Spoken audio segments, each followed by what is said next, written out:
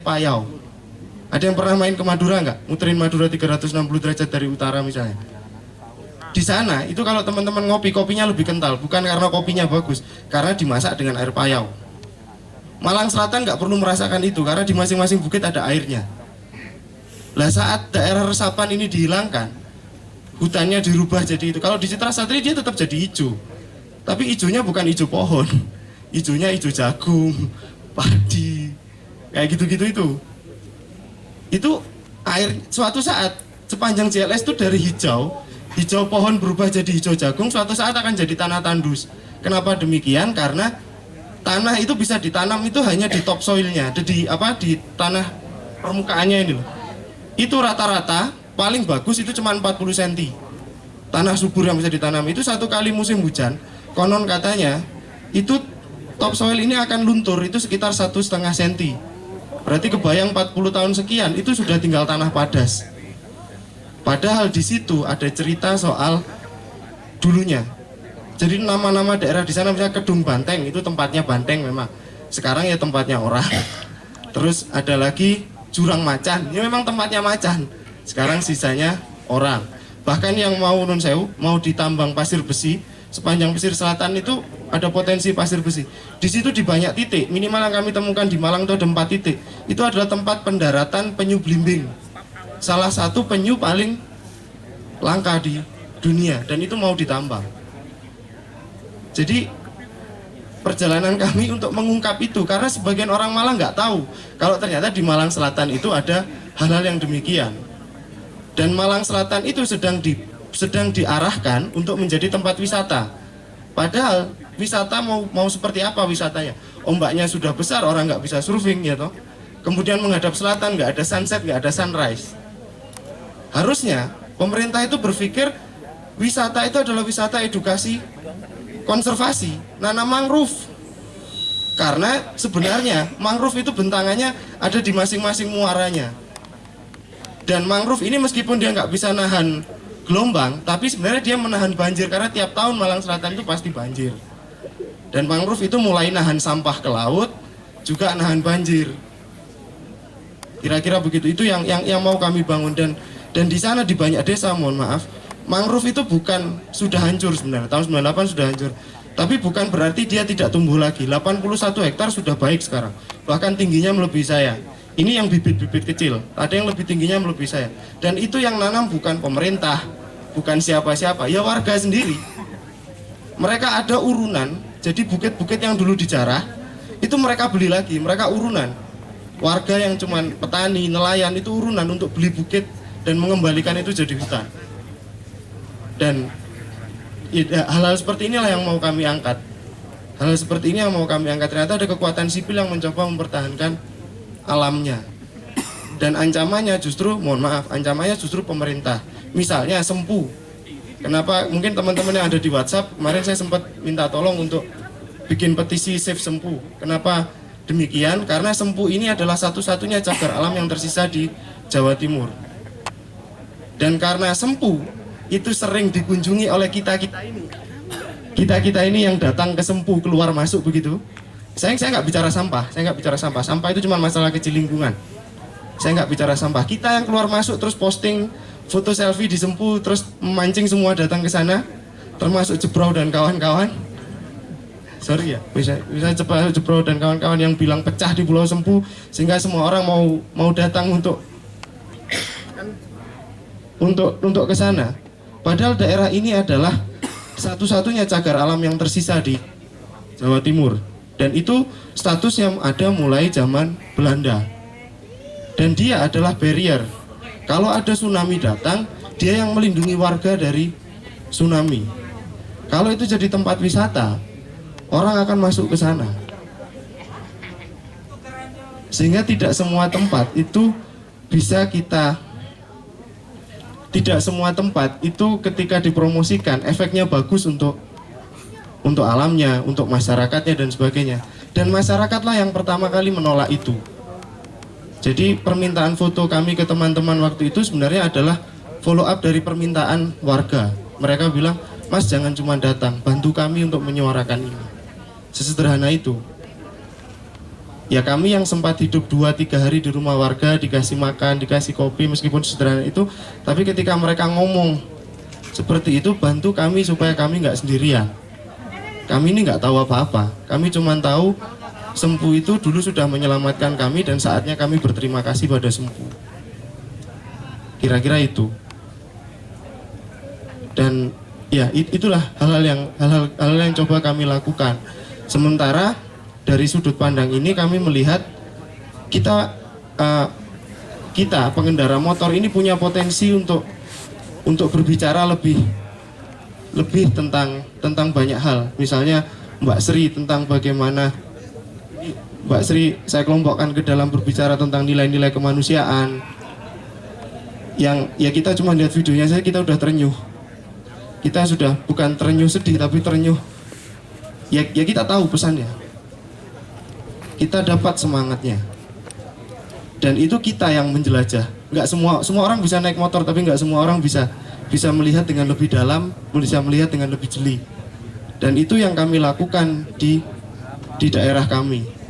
Misalnya begitu, dan kami berharap kami tidak memandang bahwa Malang adalah daerah kami, Indonesia adalah daerah kami, Nusantara adalah daerah kami, dan kami adalah Nusantara, pengendara Nusantara. Tapi kami mencoba melihat dengan banyak sudut pandang, tidak hanya bicara soal keindahan, tidak hanya bicara soal tidak hanya berbicara soal memancing bule untuk datang ke kita. Tapi pertanyaannya adalah apakah kita siap dengan kedatangan itu, baik bule sebagai wisatawan atau bule sebagai investor misalnya. Itu kalau bicara jarak jangka panjang. Dan itu hanya bisa dilakukan oleh anak-anak muda karena kita yang masih kurang kerjaan. Tadi dibilang saya jomblo mutlak, ya iyalah. maka saya tidak bersetubuh dengan yang lain, saya bersetubuh dengan alam misalnya begitu kan. Karena kita mutlak nggak punya kerjaan, kira-kira kan begitu. Tapi ya itulah yang kita lakukan, sehingga kita bukan cuma ordinary traveler, kita bukan penjelajah biasa, kita adalah penjelajah yang punya misi, kira-kira gitu. Itu semangat yang coba kami kembangkan. Dan jujur kalau soal bawa motor ini, ya ini bukan buat gagah-gagahan. Ya ini yang kami punya pertama. Yang kedua, kalau boleh jujur, kami juga seringkali belajar dari banyak teman. Misalnya dari Pak Ijak, misalnya saat kami dulu diajak, pernah saya 10 hari diajak Pak Ijak ke Baluran. Ini KLX ini punya daya jelajah tinggi, tapi kenapa bannya dibikin jadi ban aspal? Ternyata filosofinya kalau lewat jalan warga biar nggak rusak. Ya masuk akal. Dan warga tidak semua punya trail misalnya kan begitu. Dan trail itu kadang mempermudah warga untuk masuk ke hutan dan merusak hutan karena kebutuhan ekonominya. Maka ya sudah, dengan ini kami tidak membayangkan bahwa ini mau dimirip-miripkan BMW GS gitu, enggak. Ya udah, ya ini yang kita punya, ini yang ada. Ya bahkan kemarin nanti kalau videonya teman-teman lihat full di YouTube, ada yang pakai beat, kita paksakan meskipun pulang sasisnya patah. Kayak dialami Angga waktu ke Ujung Kulon dulu. Ternyata nasib itu nggak dialami Angga juga, kami paham perasaan Angga waktu itu. Makanya tadi dia nanya saya, kamu bikin shockbreaker mobil berapa? Kalau saya ngalami, untung sasis saya nggak patah, shockbreaker 4 kali patah. Akhirnya saya ganti punya shockbreaker L300 nih sekarang, shockbreaker pickup ini yang saya pakai. Ya karena teman-teman lihat sendiri ukuran saya seberapa kan begitu.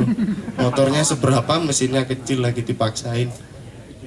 Ya kira-kira gitulah. Tapi ya bagi kami sekali lagi motor ini cuma alat. Dia bukan segalanya. Sehingga tidak banyak, misalnya di dalam dokumentasi kami setelah kami evaluasi, ternyata tidak banyak dokumentasinya adalah dokumentasi motor. Jujur misalnya dulu Berantas 2 minggu perjalanan kita dapat 1400 foto, itu sampai saya hitung. Ternyata foto motor cuma 13. Foto sendiri cuma 2. Ya gitu, sisanya foto sungai, foto limbah, kira-kira gitu. Kalau yang ini nggak tahu lah, kira-kira foto motor cuma 10%. Padahal itu pesan sponsor, motornya difoto biar boxnya kelihatan. Lupa. Nggak tahu ini kontraknya diperpanjang apa enggak, ya sudah. Lupa, kelupaan. Orang motor ini juga jadi masalah ini. Di tengah hutan panas-panas, habis hujan kan lumpur tuh. Malang Selatan kan panasnya naudzubillah. Mogok lagi. 2 kilo kita harus nyeret dalam kondisi berlumpur. Begitu ketemu apa itu ladang singkong kalau nggak salah, teman saya itu mungkin tipisnya 3 kali di bawah saya lah. Itu langsung rebah di ladang singkong, dia udah nggak ngomong apa-apa, cuman gini, Allah, Allah, Allah. Dia gini. Ya gimana? Saya nyeret dari depan, dia dari belakang, motor nggak mau nyala. Semua peralatan ada di sini, nggak mungkin ditinggal. Pantai itu harus naik bukit dulu baru turun. Ya udahlah itu. Tapi ya nyatanya saya pulang ekspedisi 2 minggu, turun cuma 2 kilo, naik 6 kilo ya. Berarti memang jiwa kita di sana lah. Bahagia itu bisa dicari di rumah. Ya kira-kira gitu, daripada saya ngomong banyak-banyak, nanti jangan lupa lihat di ininya. Terus harapan kami kita bisa saling support, saling support. Saya juga ucapkan terima kasih banyak pada teman-teman yang sudah mensupport kami, lihat video kami, lihat fanpage kami, kasih saran dan sebagainya. Terus kemudian yang kedua, teman-teman yang sudah kirim foto dukungan untuk penyelamatan Sempu, saya ucapkan terima kasih banyak. Dan saya tuh heran sama teman-teman. Mohon maaf, di sini kan laki-laki semua, ini bujang lapuk semua lah. Kira-kira kita ini bujang lapuk semua dan mukanya yang tampan tuh kan jarang. Tapi begitu dikirim fotonya perempuan-perempuan cantik semua, pakai tulisan Save Sempu begini. Wih, ternyata teman-teman ini paham apa yang kita butuhkan. Itu sudah insting. Itu sudah insting. Soalnya kalau muka kita yang dipasang sudah buluk, minta tolong lagi, ngapain? Tapi kalau cewek cantik yang Save Sempu, luar biasa. Luar biasa. Tapi ya harapan kami kita bisa bergerak lebih dalam dari itu. Mungkin nanti ke depan ini yang sedang kami upayakan, kami mencoba cari pendanaan untuk membeli bukit. Jadi bukit itu entah nanti atas nama siapalah, kami nggak peduli itu mau atas nama siapa. Suatu saat mungkin bukit yang terbeli dan kembali jadi hutan itu atas nama Nusantara, misalnya hutan Nusantara di Pantai Celungup, misalnya begitu. Itu ya kira-kira gitulah.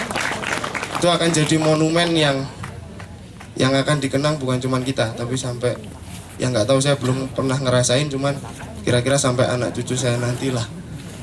Kira-kira gitu. Pacar belum punya kok anak cucu. Ya, hobi ini menjauhkan dari perempuan, toh, hobi ini semakin menjauhkan kita dari perempuan. Kira-kira gitu. Oke, terserah udah teman-teman yang mau maki, mau tanya, monggo sudah, boles. Ini menyalahi aturan nggak kalau saya ngerokok? Saya ini grogi.